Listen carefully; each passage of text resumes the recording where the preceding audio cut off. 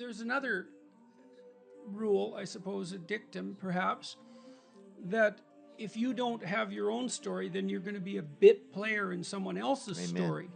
Okay, so let's talk about that fog again. So let's say, because of the reasons you already laid out, you don't want to make your conditions for failure conscious, because then you know when you're failing and that hurts. You don't want to make your plans for the future too clear, because then if you don't attain what you're looking for, it's very clear that you've lost it, which is somewhat different than failure, right? And then there's also the problem that if you make your motives clear to other people, then they really have the ammunition to hurt you, because like I can hurt you by depriving you of what you want, but I can hurt you even better if I really know what you want and can deprive you of that. So you have reasons to keep these things unclear. But then but the problem then is that you don't have a direction that's powerful, right? Because you're not consulting yourself, watching yourself, learning about yourself, figuring out who you are, and figuring out what kind of route through life you would have to take to be engaged. Okay, so then you get weak because you're not integrated. You're all over the place. You're scattered. Well, then anybody who has power for one reason or another can compete with you for your own attention and win. And so if you don't have your own plan, painful as it is to develop one, partly because you have to take your own inadequacies into account. Oh yes, and you also mentioned, you posit an ideal, this is what I want, or this is who I could be. The farther away that is from you, the more inadequate you feel in relationship to it. So that's another reason to avoid it. But yes, well, that's why every ideal is a judge. There's no getting away from that. Now, if it's too much for you, I might say, well, make a lesser ideal. Like, try to pursue something that doesn't intimidate you into paralysis. What you really want to do is you want to lay out a plan that has a pretty high-end aim, but that also consists of steps that aren't too intimidating. So you have to ask yourself, I would like to do this. I should do it, but would I do it? And the answer is likely to be no, often, because you know what you're like. You're supposed to go to the gym, but you don't. It's like, okay, well, maybe you won't go to the gym, but maybe you'd walk half a block every second day, something like that. And you have to ask yourself, I write about this in the first chapter about the advantage of being a fool. If you notice that you're not so good at something, then you can calibrate down the goal until a fool like you can manage it, and then you can attain it, and then you're not quite so much of a fool.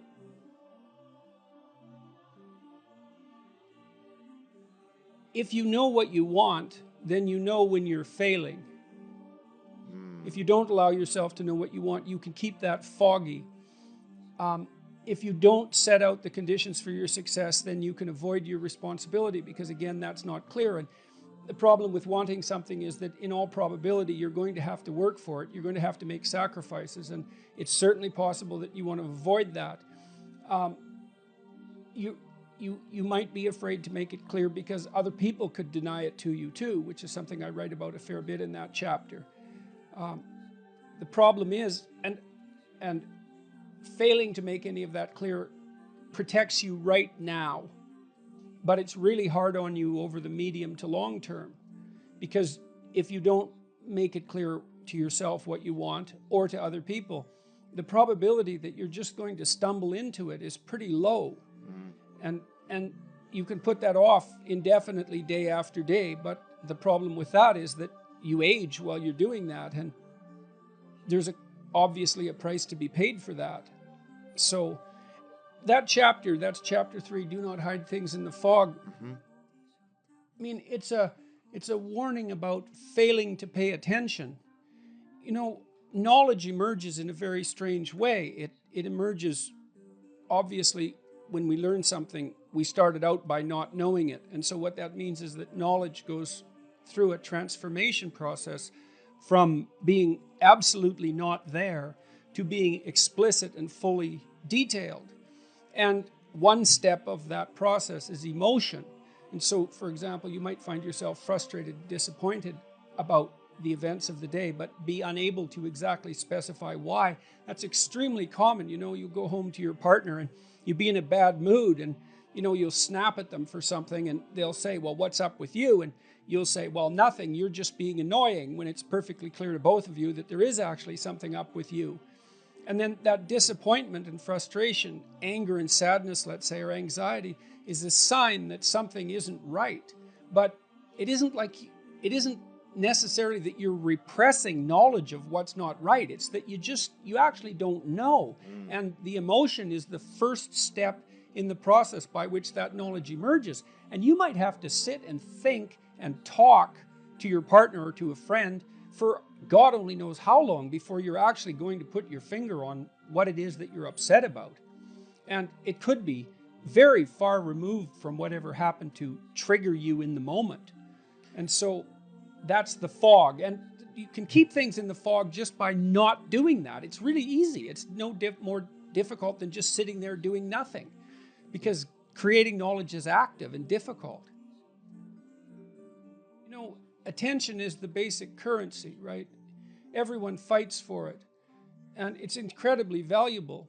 And it certainly is the case that it's also very tempting to turn your attention to things that grasp your short-term interest rather than, say, pursuing the causes of negative emotion. That's a good example. And of course, we have massive corporations working night and day to continually attract our attention, and there's something sinister about that, obviously, but you can't exactly lay responsibility at their feet, because there's a tremendous overlap between educating people, informing them, and making them attend to you, and the lines between all of those things are very foggy, let's say, and difficult to lay out.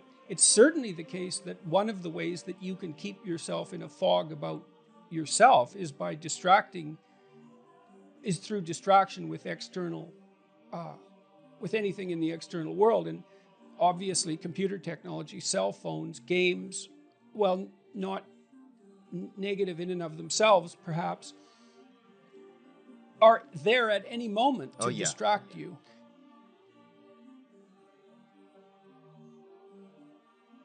I think you need a meaning to sustain you in life, because life is difficult, and so the meaning has to be proportional to the difficulty. I think everyone knows that and wants that.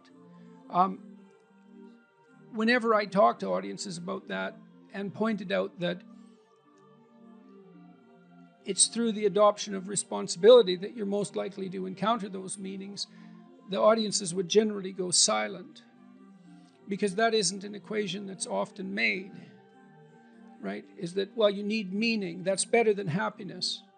Happiness is a consequence, I would say, a fortunate consequence of the pursuit of something deeply meaningful. But almost everything that's deeply meaningful requires the willingness to adopt responsibility.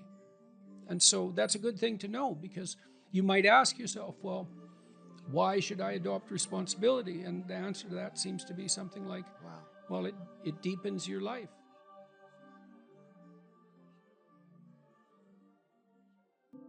You cite a tired brain, foggy thinking, as the reason to stop answering questions or giving a talk. How do you combat this while working or writing daily? Well, I eat a big breakfast relatively soon on waking. That really helps. If any of you out there are anxious, and many of you no doubt are, there'll be a large number of you who are anxious and don't eat breakfast. And there'll be a whole bunch of you out there who think, well, I don't eat breakfast. It isn't necessary. It's like, that's wrong. It's necessary. You fasted all night. If you load yourself cognitively or physiologically in the morning, your brain, stressed, will encourage your body to produce insulin. It will take all the blood sugar out of your blood, and then you're done for the day. And then you'll be anxious. And a lot of the rest of you too, you'll find if you're anxious, try this. It's really, really interesting experiment. The next time you're anxious, go eat something. Eat some protein and fat would be best. You could have cheese and crackers. I'm not a big fan of carbohydrates, but whatever. Eat whatever you're willing to eat, but make it solid. Don't eat a peanut butter, or don't eat a chocolate bar or something sweet. Eat something substantial, a piece of meat, a piece of cheese, some peanut butter, something like that. And then wait 10 minutes and see if you're less anxious. And try that for like 2 weeks. Every time you get anxious, eat something. because then you can find out if your anxiety is linked to low blood sugar, and it's very likely that it is, especially if you also get irritable and foggy in your thinking. And the best way to treat that, as far as I've been able to tell, and there's a decent literature on this, is to make sure that you eat a big breakfast. And you might say, well, I'm not hungry in the morning. It's like, who the hell cares if you're hungry? I didn't say enjoy your breakfast. I said eat it. That's not the same thing. There's lots of things that you need to do that you don't enjoy to begin with. You'll get hungry in 6 months and then you'll start to enjoy it. So that's a massive difference. I take small naps quite frequently. If I'm wiped out, I'll go have a nap for 10 minutes or 15 minutes. And then that helps quite a lot.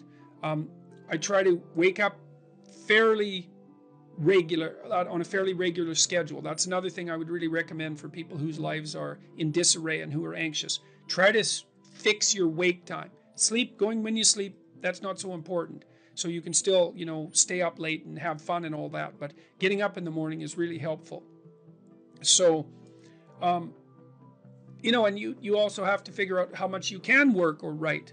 I can't write for more than about my sustainable maximum for writing is 3 hours a day.